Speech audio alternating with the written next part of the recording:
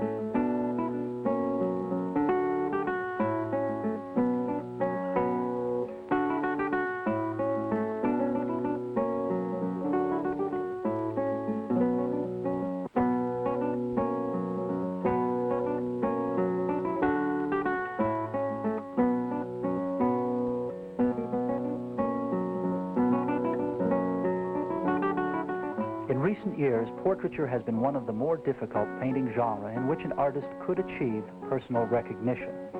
As an accomplished figure and portrait painter, Alvin Gittins has been an exception. With the skill of a master draftsman, he has captured the telling detail, the nuances of gesture and expression that define the personality of his subject. His understanding of modern times and the human condition has made his work thoroughly contemporary. He has given the art of portraiture a dignity rarely equaled. I suppose one has to recognize that portraiture is a strange little gift. I've known many people who drew the figure and drew it very excellently, who weren't particularly good when it came to the problem of the likeness. I've known other people who had no formal training, who nonetheless had the ability to get a likeness. And I found early in my career that I just loved to do likenesses of people. And while I could never say that likeness has never been a problem to me, it isn't one of my major problems. The putting down of the likeness is a relatively easy thing, and it has to do with the fact that some people observe quite naturally the idiosyncratic differences between other human beings. You know, we all have noses and we all have eyes, and the various assemblages that we call the face. And some people are hypersensitive to them. They know those little fine measurements that often differentiate one human being from another. But there's an interesting thing about the likeness. One always assumes that it exists wholly in the head. That it's just a matter of putting down the right length of nose and the proper character of eye and the right expression in the mouth and so on. But a likeness, as I've always thought of it, has to do not alone with the head, but with the total effect of a person, the total, what might be called in fancy language, the gestalt. You know, you see someone coming toward you at a great distance, for instance, at 50 yards or so. You can't see any of the details of the features. You can't see the color of the eyes or the particular shape of the nose, yet you immediately recognize it as a friend. Well, what is it about what you're looking at that makes it possible for you to recognize the person? Well, it has to do with this business of the gestalt. It's kind of what could be called a chord of resemblance. And it extends far beyond just the head. And so the problem of painting a portrait is to find out what it is that a person typically does with his body, to kind of learn his body language, as it were. And if one can capture that, then this is something that other people recognize immediately. You know, oh yeah, I've seen him do that 1,000 times. You know, that, my God, he always does that with his hands, you know. One has to think of portraiture as being an extension of a larger study of the human body. If you're going to paint clothing, you've got to know about the arm that exists inside the clothing. Otherwise, you're doing all sorts of strange things that are unbelievable. You know, all of the things that you need to know about a human being largely derive from a study of the human body. And the averageness or the distinctiveness or the idiosyncratic characteristics of one person rather than another are all very, very special. And so the prime area of study, of course, is the human body itself. And you have to learn what are the norms, what are the deformities, what are the beauties, what are the excellences of the head, before you can recognize the special qualities of a given human being. And do something with your body, a little saucy if you want. You know. Don't raise that shoulder too high. Okay. Move this around.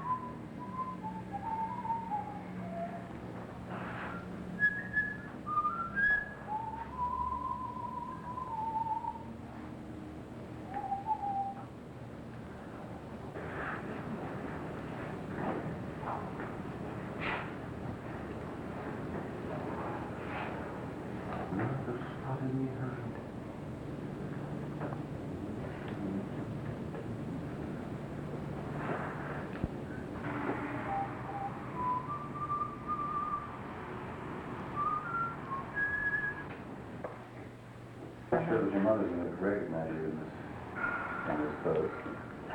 Oh, it'll cause her to miss a few beats, but she'll be all right.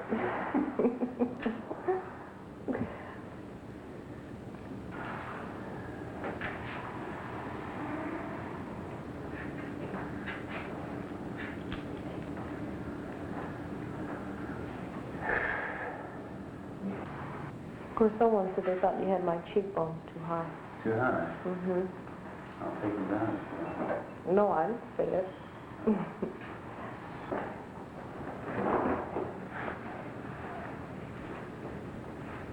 I'm not sure whether you're going to keep that rough in there. I'm not, it kind of separates the head from the body.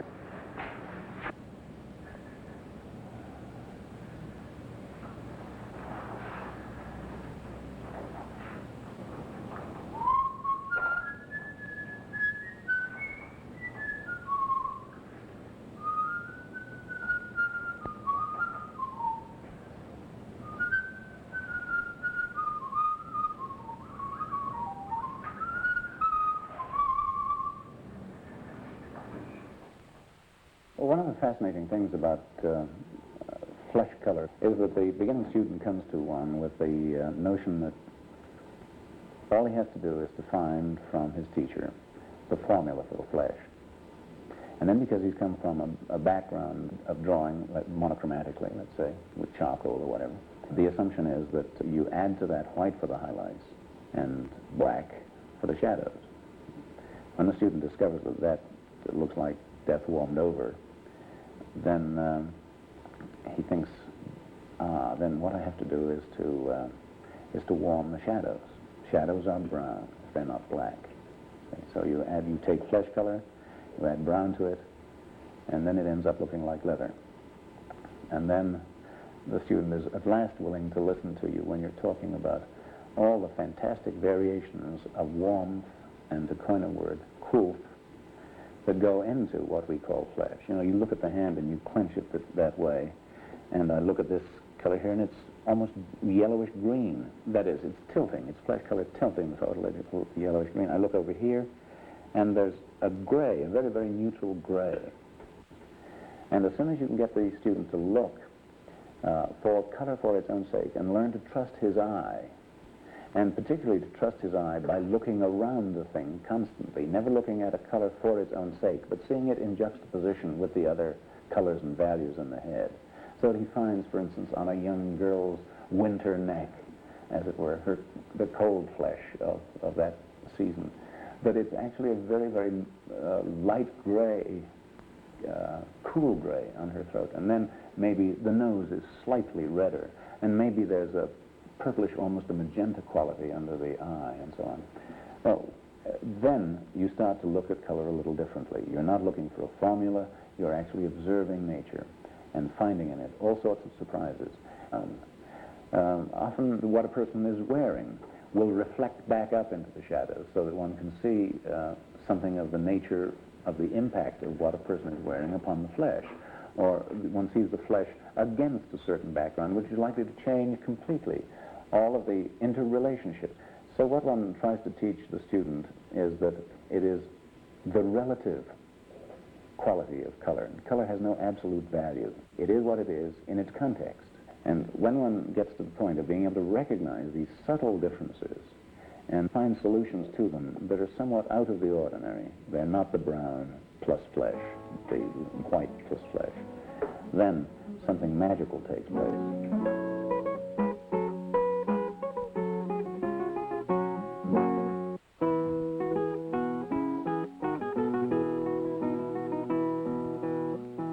I knew from a very early age what I wanted to be. I remember my first efforts at drawing were about when I was about 4 years old. I was born in England, in Kidderminster, Worcestershire, the second child of 6 children. My father was the chief clerk of a cooperative society. I suppose you'd call him an accountant these days. It was a very delightful life in England, involved in sports, in a boys' school. Altogether a very idyllic time in my life. And it was from the headmaster of the school that I got all the encouragement to go into the field of art. I came to the United States as an exchange student, spent about 15 months fulfilling the requirements for a bachelor's degree, at which time I was offered a post at the University of Utah as an instructor, and have been there ever since. My style, I suppose, is a function of light, and I go to some pains to make sure that the light in my studio or wherever I happen to be painting is the way I want it. And it's the old traditional idea of using north light. Why north light, everyone asks. In fact, these days, students often don't even realize the significance of the north light. It's simply the simple fact is, of course, that the sun is never in the north heaven. It rises in the east, passes to the south, and sets in the west. And so you get a constant light from the north. And you can imagine the difficulties, for instance, if you were painting a person in a room with a southern exposure around noontime. You've set up your model, the light is shining beautifully on her head, and by the time you've mixed your paint and you go to paint, the light has moved off her face onto her shoulder. And then it's on the chair behind, which is green, so you've got a green reflection up, and then it's moving onto the cream-colored wall behind, or whatever, and then the next minute it's down on the carpet. So you're painting a dozen different pictures and effects of light and shade and color in the course of a very, very short time. So how do you obviate this kind of thing if you want to do a sort of sustained study? Well, you use a north light. And I like a light that is rather high, comes down at about 45 degrees or thereabouts on the model, because that's the way we're accustomed to seeing faces. with a light from above, the sun. Or one can hardly imagine a room, let's say, lit from the floor. Imagine if we lived in a world where the light came from the earth instead of from the sky. We would have gotten used to a totally different notion of what form looked like. And when you think of the features, the depressions and the projections and the recessions and the chin coming forward over the neck and so on, the light that comes from above defines this a little better than a light coming straight on, see, because far more significant form is occurring in this plane than is occurring down the side planes, understand? So my style is really dependent upon light. I like to try and create the illusion of the three-dimensional on a two-dimensional surface. That's part of the challenge for me. One has to learn, as a consequence, all the idiosyncrasies of form as they are expressed by light. One takes joy in the pleasure of the highlight and where it is, and how the nose, for instance, casts a shadow over the upper lip, and the reflected light that bounces back. These are the kinds of things that fascinate some people. I'm one of them. And light is the sine qua non, that is, without which there is nothing in my mode of painting. Everywhere I go, as I say, I see things in terms of the light circumstances that exist upon them, and it becomes then a challenge to try and find out what it is that will unlock the secret of the form of that particular thing in its most quintessential way.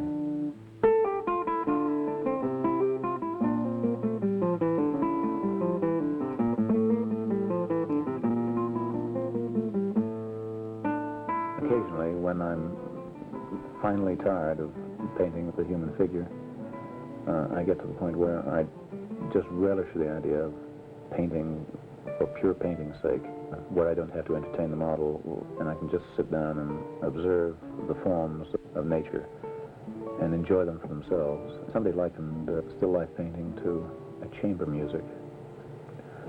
It's a far more personal thing, a personal joy than, let's say, a symphonic work.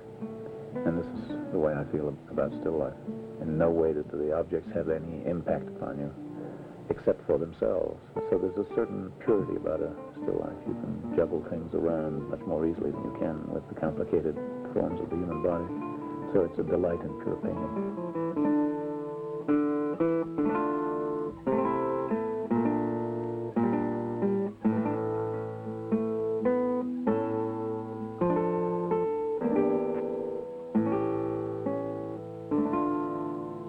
I happen to feel that in the 20th century, when man is so dominated by machines, so becoming so fast to cipher a person who exists as a number in a bank vault or in somebody's file somewhere, as he becomes more dehumanized, it seems to me that there is a great function for the artist to celebrate man, because he seems to have lost his own self-identity. And while I could never claim that portraiture is the only way of doing this, and wouldn't claim that, nonetheless, there is an important role there.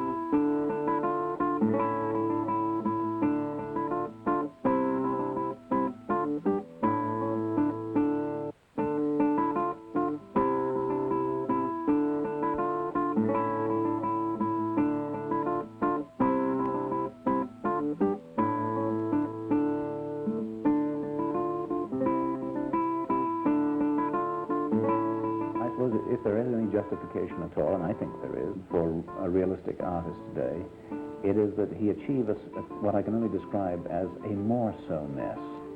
That is, if he can make what he paints more real in his painting than perhaps it exists in nature, if he can dramatize the nature of the things, if he can dig deeper than ordinary people's vision, you understand, of a given thing, and if he can epitomize and get the quintessential quality of a thing, whether it be an apple or whether it be a human head or a body, the degree to which he can make it so startling in its effect that people see things that they have never seen before, and consequently have an enlargement of their vision.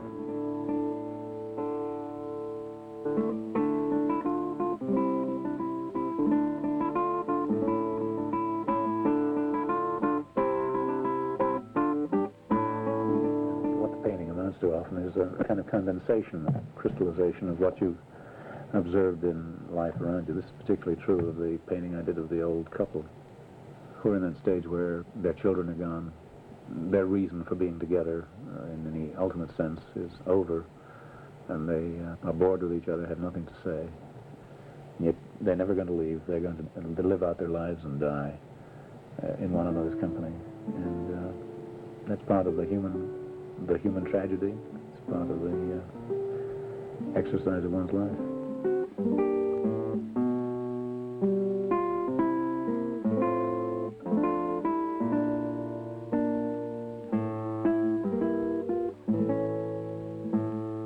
Well, it seems to me that there are three basic areas that every artist ought to receive training in. The first one, of course, is drawing.